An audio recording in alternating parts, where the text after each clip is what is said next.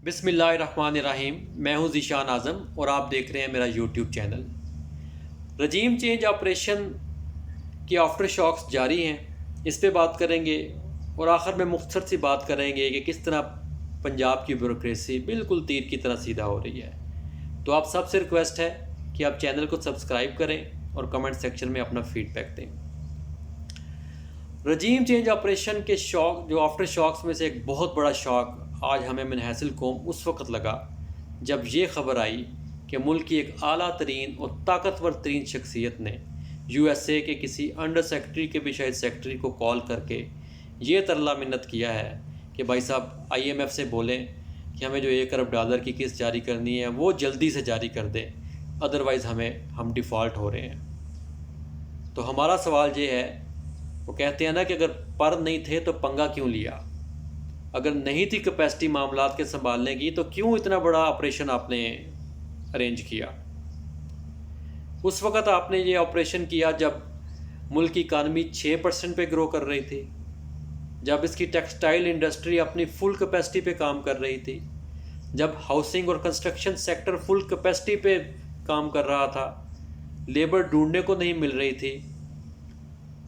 तो उस वक़्त आपने ये सारा ऑपरेशन इसलिए रचाया कि हम इनको हटा के एक बहुत बड़े किसी तुरम खान को लेके आ रहे हैं जो गवर्नर्स के बहुत शहनशाह हैं। तो अब आपने देख लिया कि 2-3 माह में मुल्क कहाँ से कहाँ आ गया।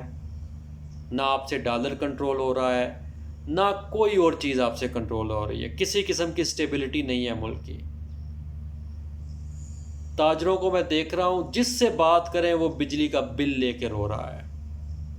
एक दूसरे से लेन देन के मामला इस कदर ख़राब हो रहे हैं कि जिससे कहते हैं भैया आपकी पेमेंट थी, किसी सप्लायर से कहते हैं या किसी वेंडर से कहते हैं कि आपकी पेमेंट थी, वो कहता है भाई साहब बिजली के बिल के लाले पड़े हुए हैं, हम और कुछ नहीं कर सकते। सारा सर्कल बिजनेस कम्युनिटी का ख़राब हो रहा है। तो पहले भी कहते थे कि इस रजीम चेंज ऑपरेशन की तहकीकात होनी चाहिए और हैंडलर्स को और इसके जो ऑपरेटर्स हैं उनको सज़ा मिलनी चाहिए। आज तो पुरज़ोर मुतालबा करते हैं कि जो भी उस साइफ़र की तहकीकात हों, पूरे ऑपरेशन की बिल्कुल गैर जानिबदार लेकिन बड़ी ज़बरदस्त किस्म की तहकीकात हों, और इस तहकीकात में जो भी सामने आता है, जिसका भी नाम का कोई बहुत बड़ी शख्सियत हो, कोई हैंडलर हो, कोई बीच में मीडिएटर हो, हूसोएवर, उसको सख्त से सख्त सज़ा मिलनी चाहिए। मुल्क का बहुत नुकसान हुआ है, हमारी इंटेग्रिटी का बहुत नुकसान हुआ है। आज यकीन करें सर शर्म से झुक गए हैं।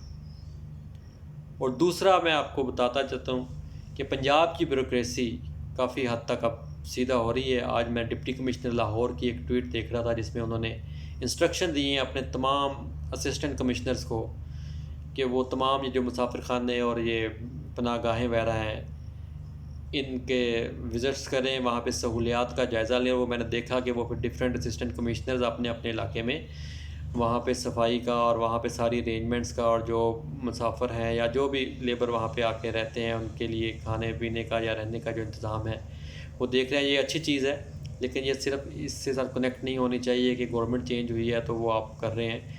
किसी की भी गवर्नमेंट हो, किसी भी गवर्नमेंट में मुश्किल नहीं रहना, कुर्सी किसी की भी मुश्किल नहीं है, ये चेंज होती रहेगी। लेकिन ये जो प्रोजेक्ट है, जो इंसानियत दोस्त प्रोजेक्ट है, इस पर मुसलसल इसको इम्प्रूवमेंट करनी चाहिए, काम होना चाहिए। Thank you very much.